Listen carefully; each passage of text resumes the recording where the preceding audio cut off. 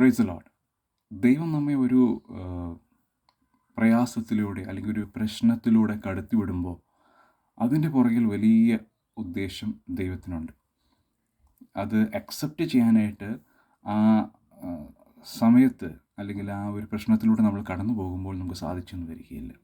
ഞാനിപ്പോൾ ഒരു പ്രശ്നത്തിലൂടെ കടന്നു പോവുകയാണ് എന്ന് വയ്ക്കുക.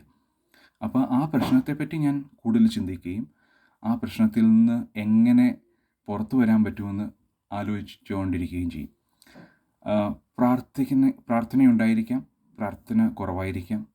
പക്ഷേ ഒരു സമയത്തിന് ശേഷം ആ പ്രശ്നം നമ്മെ വിട്ടു പോകുമ്പോൾ അല്ലെങ്കിൽ ആ പ്രശ്നത്തിൽ നിന്ന് നമ്മൾ കരകയറി കഴിയുമ്പോൾ നമ്മൾ പിന്നീടൊന്ന് തിരിഞ്ഞു നോക്കുമ്പോൾ നമുക്ക് ആ പ്രശ്നം ഒരു പ്രശ്നമായിട്ട് ചിലപ്പോൾ തോന്നാറില്ല, അല്ലെങ്കിൽ ചിലപ്പോൾ നമ്മളതിനെ മറന്നു പോകും.